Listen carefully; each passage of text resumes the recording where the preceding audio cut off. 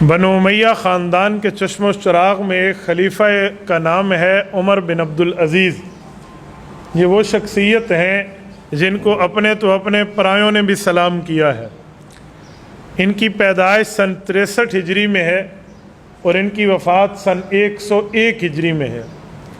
یہ وہ شخصیت ہیں جنہوں نے کل 39 سال عمر پائی ہے اور 36.5 سال کی عمر میں 3 بر اعظموں کی خلافت کے خلیفہ متمکن ہوئے ہیں۔ ان کی خلافت میں کہا جاتا تھا کہ سورج غروب نہیں ہوتا تھا، یعنی اگر سورج ایک ملک میں طلوع ہے دوسرے ملک میں رات ہے تو ان کی حکومت میں تو سورج غروب نہیں ہے نا، تو اسی طرح کہیں رات اور کہیں دن انہی کی حکومت میں چلتے تھے۔ اور یہ شخص مدینہ منورہ میں پیدا ہوتے ہیں۔ ان کے نانا ابو حضرت عمر فاروق کے سگے بیٹا ہے، عاصم بن عمر ان کے نانے ابا کا نام ہے، اور یہ حضرت عمر رضی اللہ تعالیٰ عنہ کے بیٹے ہیں اور حضرت عمر بن عبدالعزیز کے نانا جان لگتے ہیں۔ اہل بیت میں حضرت امام باقر رحمۃ اللہ علیہ نے ان کا زمانہ پایا ہے۔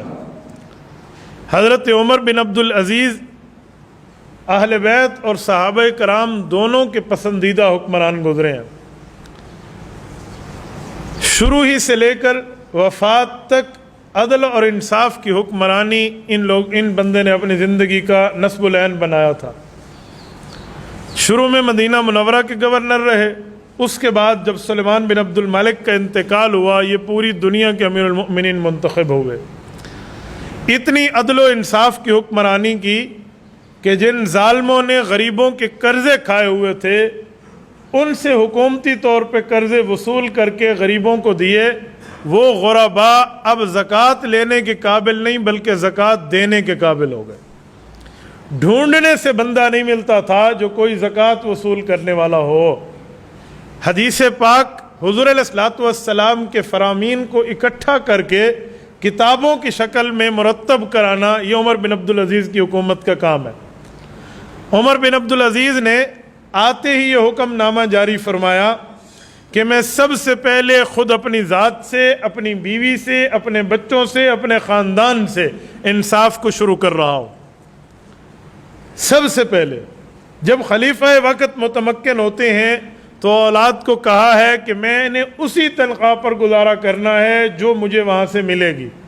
اب جو میری ذاتی ملکیت تھی، زمینیں تھیں، میرے مال تھے، وہ سارے میں نے بیت المال اور حکومت کے حوالے کر دیے۔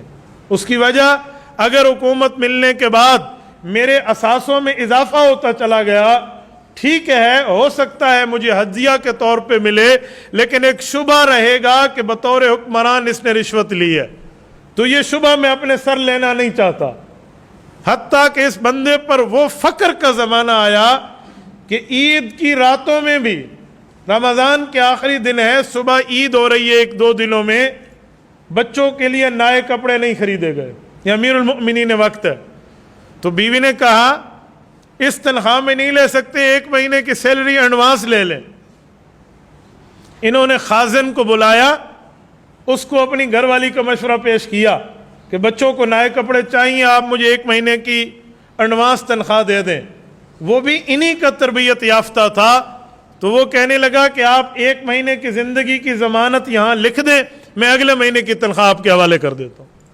انہوں نے اسے اٹھا دیا کہ یہ تو میں نہیں لکھ سکتا، اور گھر والی کو آ کر کہا کہ میرے بیٹوں کو کہہ دو تم 3 بر اعظم کے حکمران کی اولاد ضرور ہو، لیکن میں نے تمہیں حرام نہیں کھلایا تھا اور نہ کھلاؤں گا، اپنے پرانے کپڑوں پہ گزارا کر لو، مجھ سمیت نئے کپڑوں کی طاقت نہیں ہے۔ یہ وہ شخص ہے۔ اس کے دور میں مشہور تھا کہ بکری اور شیر ایک ہی گھاٹ پر پانی پیتے تھے، بکری اور شیر، کبھی کسی بھیڑیا نے کسی بکری کو شکار نہیں کیا تھا۔ جانوروں تک بھی اتنا عدل اور انصاف پہنچ چکا تھا، بلکہ علماء نے ان کے لیے لکھا ہے کہ ان کو عمرین کو لقب ملا، یہ عمرین ہیں، یعنی ایک عمر بن خطاب اور ایک عمر بن عبدالعزیز، کہتے ہیں ان دونوں نے مل کے اسلام کو 4 چاند لگا دیے ہیں۔ حضرت عمر بن عبدالعزیز کی بیوی فاطمہ بنت عبد الملک 3 حکمرانوں کی اولاد ہے۔ حکمرانی ملنے کے بعد اس عورت کے اوپر فقر تو آیا ہے، توانگری نہیں آئی۔ अपने माल को भी हुकूमत में दाखिल करके बैतुल माल इनके वखामद हजरत उमर बिन अब्दुल अजीज ने यूं तकसीम गरीबों में करना शुरू किया। कहते थे गुरबा को जब हुक्मरान ईद के दिनों में देते थे, इन्होंने ऐलान किया कि कोई गरीब मेरे यहाँ आए उसको ईद की तरह रोजाना की बुनियाद पे तोहफे मिलेंगे। रोजाना की बुनियाद पे इनका दरबार रोजाना की बुनियाद पे ईद के तोहफे का मंजर पेश कर रहा होता।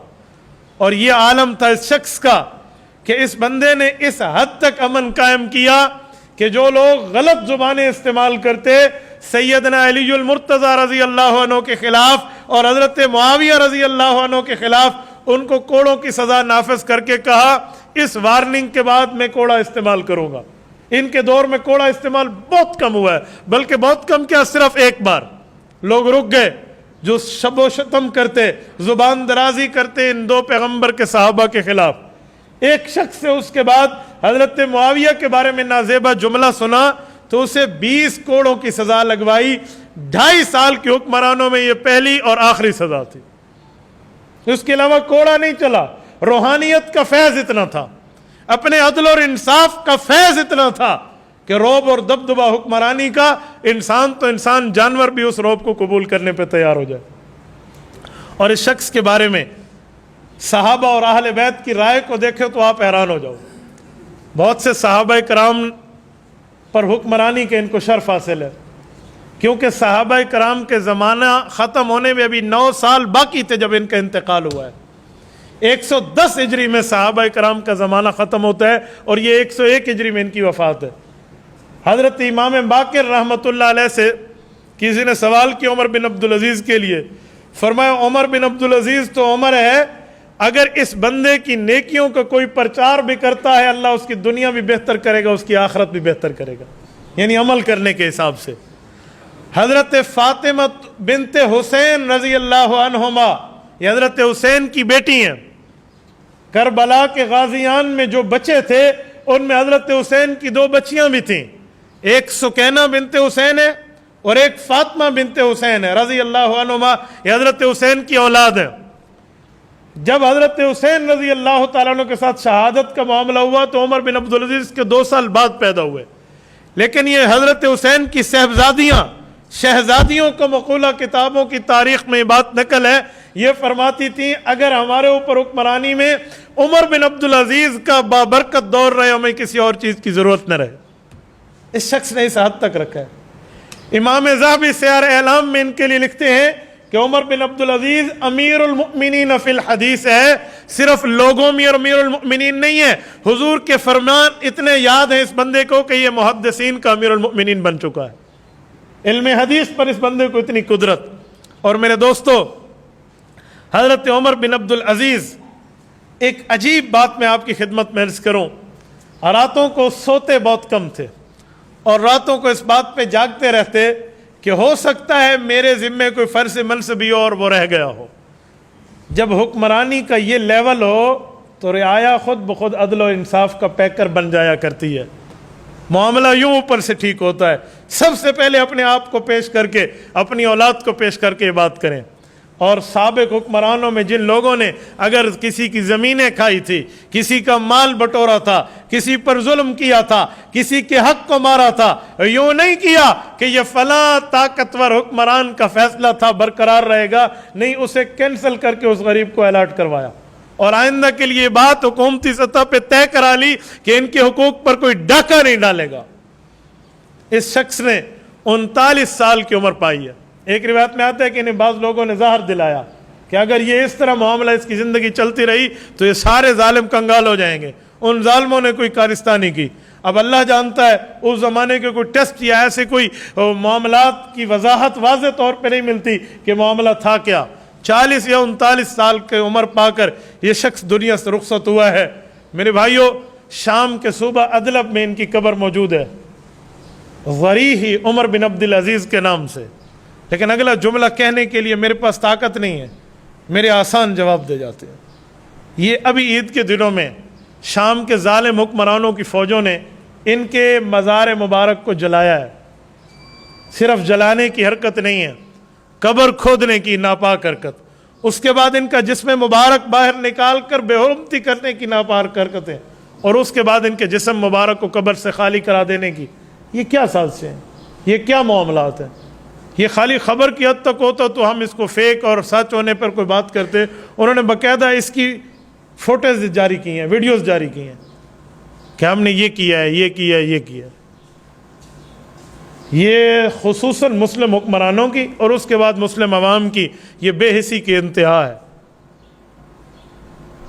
میں تو رب العزت سے دعا کرتا ہوں کہ اللہ کریم ہمیں وہ طاقت دے کہ ان ظالموں کے گریبان ہو اور ہمارے ہاتھ کا پنجہ ہو. اللہ ہمیں اس وقت تک موت نہ دینا جب ہم ان کا انجام نہ دیکھ سکیں. یہ ہر بندے کی غیرت کا اپنا معاملہ ہے.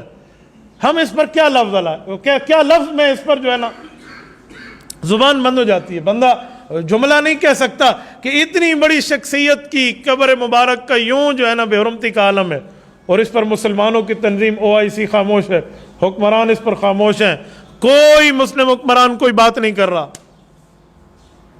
کیا یہ انہی ظالموں کی کارستانی تو نہیں ہے جو ظالم کہتے ہیں کہ ہمارا نظریہ یہ ہے ہم صحابہ اور اہل بیت کی قبروں کو کھود کے ان پر پھانسیاں لگائیں گے؟ اگر یہی بات ہے تو پھر ہمارے اوپر اس بات کا قرض بھی ہے اور امت مسلمہ پر فریضہ بطور فرض بھی ہے کہ ہم ان ظالموں کے ہاتھ کو پکڑیں.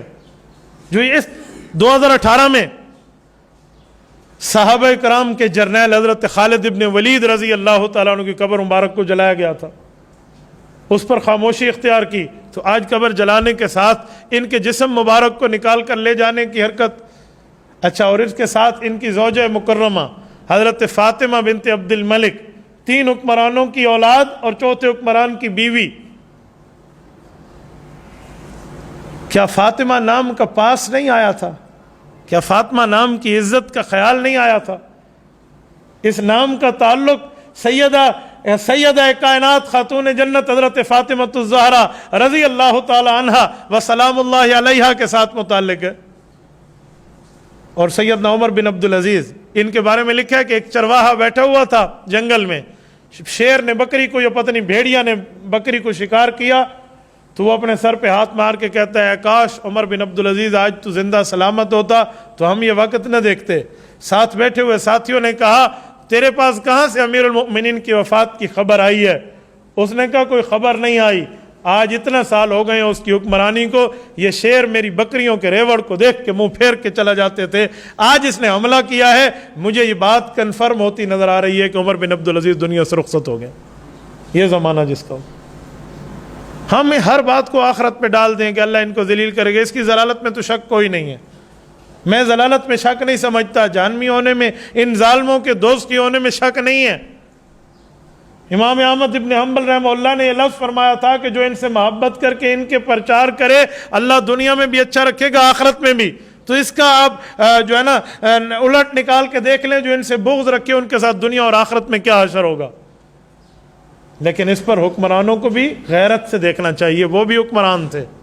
ہم نے دریاؤں کو چڑھ چڑھ کے اترتے دیکھا ہے، زوال آنے میں دیر نہیں لگتی، طاقت ختم ہونے میں دیر نہیں لگتی، لیکن اس طاقت کا یوں استعمال کریں کہ کل قیامت میں رب العزت کے دربار میں بندہ جواب دے سکے، اللہ رب العزت کے ہاں جواب دے سکے. امت کے آثاثہ، امت کے محور، امت کی بڑی شخصیات اور اپنے اکابر و اسلاف صحابہ اور اہل بیت کے ایمان اور ان کے معاملات اور ان کی قبور کا ہم تحفظ نہیں کر سکتے. اس سے بہتر ہے پھر بندہ اپنے لیے قبر کو منتخب کر لے. یہ افسوس کا لفظ تو بہت چھوٹا ہے، میں اس کے لیے لفظ ڈھونڈتا ہوں، میرے پاس لفظ نہیں ہے بولنے کے لیے کہ میں اس پر کیا کمنٹس ادا کروں. طاقتور کا سر تو شرم سے جھک جانا چاہیے کہ یہ ہمارے ساتھ کیا سے کیا معاملہ ہوتا جا رہا ہے. یہ کون لوگ ہیں؟ یہ کیا ظالم ہیں جن کے چہرے پر ابھی بھی نقاب ہے؟ تو ان کو آفیشلی ان کے نقاب کو اتار کے بے نقاب کیا جائے تاکہ امت ایسے ظالموں کو دنیا میں بھی ذلیل کرنے کا حق رکھتی ہے. میرے دوستو دعا فرمائیں اللہ رب العزت اس پر اپنا رحم اور کرم نازل فرمائے. اللہ پاک حضرت عمر بن عبدالعزیز کی حفاظت فرمائے. اللہ ان کی قبر پہ کروڑوں اربوں رحمتیں نازل فرمائے اور ان ظالموں کو اپنے شکنجہ میں لے اور ان کو بے نقاب فرمائے. جزاکم اللہ تعالی وآخر دعوانا ان الحمد للہ رب العالمین.